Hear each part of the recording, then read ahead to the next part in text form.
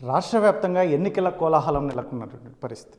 మొత్తం మీద చూస్తే ఓట్లు, సీట్లు అన్ని రాజకీయ పార్టీలు ముందుకు వెళ్తున్నటువంటి నేపథ్యంలో అనంతపురం జిల్లా వ్యాప్తంగా కూడా పెద్ద ఎత్తున చర్చ ఎవరు ఎక్కడి నుంచి పోటీ చేస్తారనేది.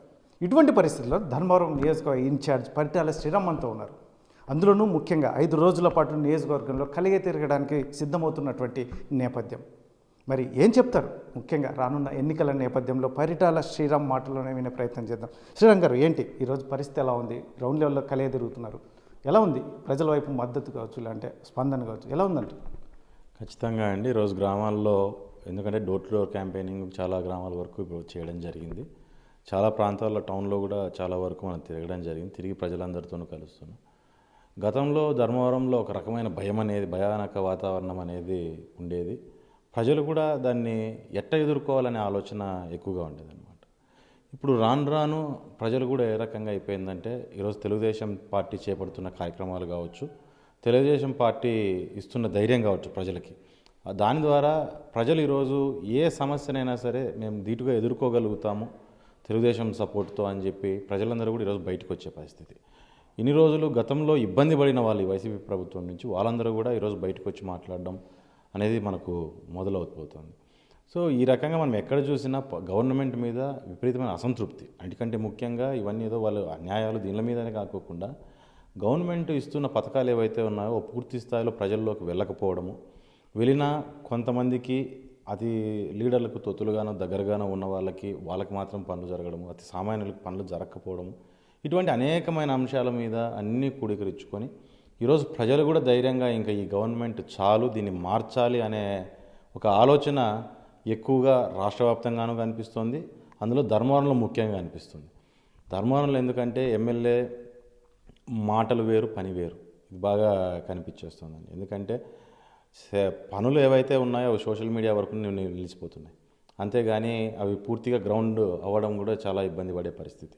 ఈరోజు ఏ గ్రామానికి వెళ్ళినా మాకు ఈరోజు కనపడుతున్నాయి. గుడ్ మార్నింగ్లో ఈ హామీ ఇచ్చాడు, ఇది జరగలేదనే విషయంగా ప్రతి ఊర్లోనూ ఈరోజు ప్రజలు ముందుకు వచ్చి చెప్పే పరిస్థితి ఈరోజు కనపడుతుంది. దాంట్లోనూ సర్ది చెప్పుకునే పరిస్థితి లేకపోవడము, ఈయన అహంకార వైఖరి కూడా ప్రజల్లో బాగా నానుతుంది. సార్, ముఖ్యంగా వైసీపీ నాయకులు రాష్ట్ర వ్యాప్తంగా చెప్తున్నటువంటి నేపథ్యం, ఎక్కడా లేని సంక్షేమ ఫలాలు ఒక జగన్మోహన్ రెడ్డితోనే సాధ్యమైందని ఒకవైపు చెప్తున్నటువంటి నేపథ్యంలో, ముఖ్యంగా సిట్టింగ్ ఎమ్మెల్యే ధర్మవరం ఎమ్మెల్యే కూడా మా కుటుంబం అంతా మీకు చాలా పనులు చేశాము, మేము దగ్గరుండి కలే తిరిగాము, ఇంటింటికి తిరిగామని చెప్పేసి కూడా చెప్పినటువంటి నేపథ్యం. ఇటువంటి పరిస్థితుల్లో మీరు ఒక ధర్మవరం ఇన్ఛార్జిగా కూడా ఉన్నటువంటి నేపథ్యం ఎలా చూస్తారు దీన్ని? ఏం చెప్తారు దీన్ని? ఎమ్మెల్యే గెలిపించారు కాబట్టి చాకరీ చేస్తున్నావు, ఊరికే ఏం చేయట్లేదు. ఈరోజు ఎమ్మెల్యేగా ధర్మవరం ప్రజలు నీకు ఒక మ్యాండేట్ ఇచ్చారు కాబట్టి నువ్వు ఈరోజు ప్రజల్లో తిరగాలి, పని చేయాలి, అది నీ బాధ్యత. అంతేగాని ఇది చాకరీ కింద లెక్క కాదు. సో ఆయన ఆ వ్యూ ఎట్టయినా ఉండొచ్చు, దాని గురించి మేము కామెంట్ చేసే బదులు రేపొద్దున ఈరోజు గతంలో ఉన్న నాయకులు ఎవరైతే ఉన్నారో గత 10 ఏళ్ళ నుంచి వీళ్ళు చేసిన పనులు చాలా వరకు ప్రజలకు చాలా వరకు నొప్పించడం జరిగింది. యాక్చువల్లీ ధర్మవరంలో చూస్తే రాజకీయం చాలా మారాల్సిన పరిస్థితి చాలా వరకు కనపడుతుంది. ఆ మారాల్సిన పరిస్థితుల్లో మేము ఈరోజు ఆలోచన చేస్తుంది ఒకటే, నేను రేపొద్దున ఏవైతే తప్పులు గతంలో చేశారో ఎప్పుడైనా సరే మనం తిరిగి చూసుకుంటాం. 2023 అయిపోయి 2024లోకి వచ్చాం.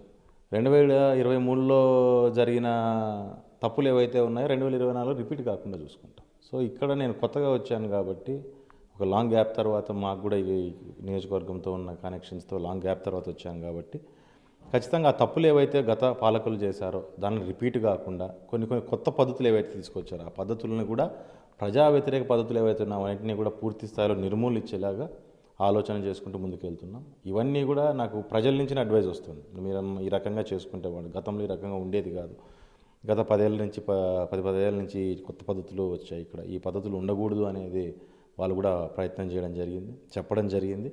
దాంతోపాటు పరిటాల రవీంద్ర గారు ఉన్నప్పుడు ఏ రకంగా అయితే ఆయన ప్రజలతో వ్యవహరించేవాడు, నువ్వు కూడా ఆ రకంగా వ్యవహరించాలని చెప్పి వాళ్ళు కూడా నన్ను కూడా చెప్తూ నన్ను కూడా ముందుకు నడిపించడం జరుగుతుంది. ఖచ్చితంగా అవన్నీ మైండ్లో పెట్టుకొని రేపొద్దున మేము కూడా ముందుకెళ్ళే పరిస్థితి కనిపిస్తుంది.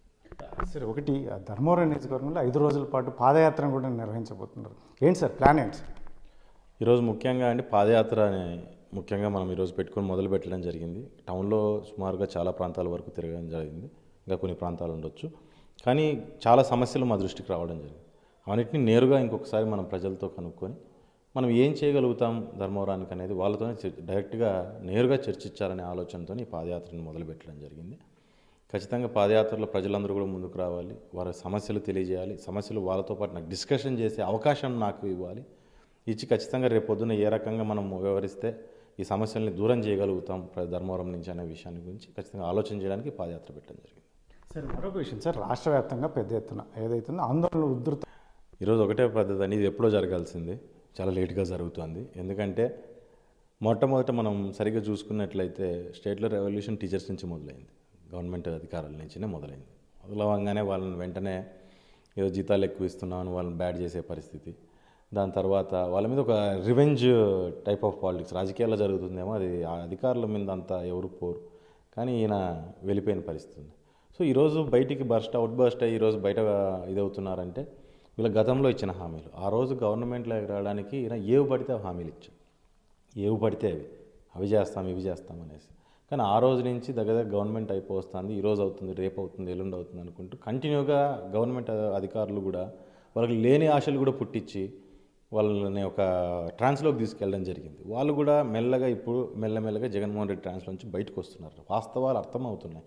ఈయన ఏమీ చేయలేడు, కేవలం పవర్ కోసమే ఈ హామీలు ఇచ్చాడు అనే విషయం కూడా వాళ్ళకి పూర్తి స్థాయిలో అర్థమైంది. గతంలో అర్థమైనా బయటికి రాలేని పరిస్థితి. ఇప్పుడు ప్రతి ఒక్కరూ ఈరోజు రోడ్డుకి ఎక్కడం అనేది ఇది ఎటువంటి దీంట్లో ఆశ్చర్యమేం లేదు. గతంలోనే ఎప్పుడో బయటపడాల్సింది, కానీ ఇప్పుడు బయటపడుతున్నారు. వాళ్ళకి ఇచ్చిన హామీలు ఏవైతే ఉన్నా జగన్మోహన్ రెడ్డి ఇంకేం రకంగా ఉన్న నెల 2 నెలల్లో చేయగలుగుతాడు, అది కూడా చూడాలని చెప్పి ప్రజలందరూ కూడా వెయిట్ చేస్తున్నారు. సార్ మరొక అంశం, వైసీపీకి సంబంధించి సిట్టింగ్ ఎమ్మెల్యేలకు ముఖ్యంగా మంత్రులు కూడా స్థానచలనం, నియోజకవర్గాల మార్పు అనేది ఎలా చూస్తారు సార్? ఇది బేసిక్గా వాళ్ళ పార్టీ స్ట్రాటజీ, దాని గురించి మనం మాట్లాడేది కాదండి. ఇప్పుడు ఉన్న దాంట్లో ఓడిపోతున్నాం కాబట్టి కొత్త వ్యక్తుల్ని పెట్టి ఏదో జరిగిపోయిందని చెప్పి తోసేయాలనే ఆలోచన ప్రజలందరూ మాట్లాడుతుంది. ప్రస్తుతానికి ఎక్కడ ప్రజల్లో ఎక్కడ ఆలోచన చేసినా ఎవరితో మాట్లాడినా ఒక సింపుల్ కామన్ మాట చెప్తుంది ఏంటంటే, ప్రజలు ఈరోజు ఎట్లా దెబ్బతింటుంది, గవర్నమెంట్ రాదు, దాని బదులు ఏదో బీసీకి ఇచ్చాము అని చెప్పనేసో మైనార్టీకి ఇచ్చామనేసో తీసుకొని వచ్చేస్తే అక్కడ ఒక కొత్త దీనికి ఏదో ఒక హైప్ వచ్చేస్తుంది, రేపొద్దున ఒక పేరు మిగిలిపోతుందనే ఆలోచన ఎక్కువగా వీళ్ళు చేస్తున్నారు, రాజకీయం చేస్తున్నారు అనే విషయంగా. ఇది నేనండం కాదు, రాష్ట్రంలో ఉన్న ప్రజలు, ఈ జిల్లాలో ఉన్న ప్రజలందరూ కూడా అదే మాటే చెప్తున్నారు. అరే కొత్త వ్యక్తి కాబట్టి ఏదో పొరపాటు జరిగి ఓడిపోయిందనే దాని మీద వాళ్ళు తప్పులు కప్పించుకునే పరిస్థితి మనకి. సార్ మరొక అంశం సార్, నియోజకవర్గంలో ఫ్లెక్సీల గొడవ అనేది ముఖ్యంగా పెద్ద ఎత్తున జిల్లా వ్యాప్తంగా చర్చ జరుగుతున్నటువంటి పరిస్థితి ఎలా చూస్తారు, ఏం చెప్తారు దీనిపై? మా దగ్గర ఏం గొడవలు లేవండి, అంతా బాగున్నారు. తెలుగుదేశం పార్టీ అంతా ఏకమై వైఎస్ఆర్ పార్టీని ఇక్కడున్న రాక్షసుని దింపే ఆలోచనలో ఉన్నారు. మా దగ్గర అంటే ధర్మవరం అనగానే గతంలో నుంచి ఏదో ఫ్లెక్సీల గొడవ అనేది గత చాలా రోజుల నుంచి కొన్ని ఏళ్ళ నుంచి జరుగుతుంది అది. సో దాంట్లో క్రమంగా ఏదో చిన్న చిన్న డిస్టర్బెన్స్లు అట్లా చూపించుంటారు, కానీ అసలు మా దగ్గర అటువంటి గొడవలు ఏం లేవు. మాకు మామూలుగా అందరూ కూడా ఈరోజు సమిష్టిగా పోరాటం చేసి వైఎస్ఆర్ పార్టీని దింపాలనేది ముఖ్య ఆలోచనగా ముందుకెళ్తున్నారు. ఫైనల్గా ఒకటి స్ట్రైట్గా చెప్పండి, ఇప్పుడున్న పరిస్థితుల్లో జిల్లా వ్యాప్తంగా కాదు రాష్ట్ర వ్యాప్తంగా పరిటాల కుటుంబానికి ఒకటే టికెట్ కేటాయిస్తారనేది పెద్ద ఎత్తున చర్చ జరుగుతుంది. ఒక పరిటాల శ్రీరామ్ ఏం చెప్పబోతున్నారు దీని మీద? అది ఎన్ని ఇవ్వాలనేది నిర్ణయించేది మన చంద్రబాబు నాయుడు గారండి. ఆయన ఆలోచన మేరకు ఉంటుంది. ఈరోజు పార్టీ ముందుకు పెట్టి ఇక్కడ గతంలో పెనగొండలో మేము పోటీ చేస్తున్నప్పుడు రాప్తాల్లో సమస్య ఉందని చెప్పి ఆ రోజు చెప్పినప్పుడు పార్టీ కోసం అని చెప్పి అక్కడ ఉన్న క్యాడర్ కోసం అని చెప్పి పెనగొండ లాంటి కాన్స్టిట్యున్సీని కూడా వదులుకొని రాప్తాడుకు వచ్చి పోటీ చేయడం జరిగింది. మళ్ళీ ఈరోజు ధర్మవరంలో సమస్య ఉన్నప్పుడు చంద్రబాబు నాయుడు గారు పంపిస్తే అక్కడి నుంచి ఇక్కడికి వచ్చి మా చేతనైనంత వరకు మేము గట్టిగా పనిచేసి ఇక్కడ క్యాడర్ని అప్లిఫ్ట్ చేయడం జరిగింది. ఈరోజు ధైర్యంగా ప్రజలందరూ కూడా మేమున్నా లేకున్నా కూర్చొని వాళ్ళు ముందుకు పార్టీ నడిపించే పరిస్థితికి ఈరోజు ధర్మవరంలో మేము తీసుకురావడం జరిగింది. సో టికెట్ల గురించి చెప్పడం ఇవన్నీ అంటే నేను దిగజారి మాట్లాడలేను, ఎందుకంటే నాకు కూడా నేను ఒక రాజకీయ కుటుంబం నుంచి రావడం కావచ్చు, క్యారెక్టర్ ఉన్నవాడిగా ఎక్కడికి పడితే అక్కడికి దిగజారి ఏది పడితే అది నేను మాట్లాడలేను, ఉన్నవి లేనివి. ఏదైనా డెసిషన్ ఉంటే చంద్రబాబు నాయుడు గారు చెప్పాలి, కానీ చుట్టుపక్కల ఉన్న వాళ్ళందరూ ఎవరు మాట్లాడినా కానీ దాంట్లో ఇది ఉండదు. తెలుగుదేశం పార్టీకి 2024లో ఖచ్చితంగా ధర్మవరంలో పోటీ చేస్తున్నాము, ఇక్కడ తెలుగుదేశం జెండా ఎగరేస్తున్నాను. ఇది పరిటాల శ్రీరామ్ చెప్తున్నటువంటి విషయం. మొత్తం మీద అయితే రాష్ట్రంలో నెలకొన్నటువంటి పరిస్థితుల దృష్ట్యా ముఖ్యంగా ఏదైతుందో ఉద్యోగస్తులు కాస్త ఆలస్యంగా ఎప్పుడూ రావాల్సింది రోడ్ల మీద, కానీ ఇప్పటికే వచ్చేసినటువంటి నేపథ్యం.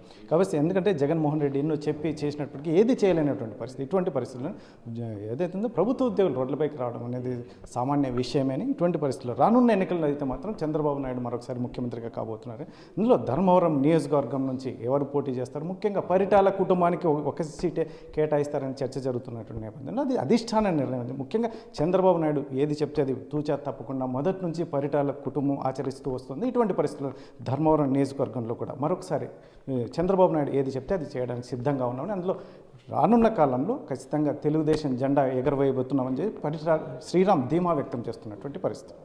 కెమెరా పర్సన్ సుధాకర్తో చల్లకి నాయుడు, RTV అనంతపురం.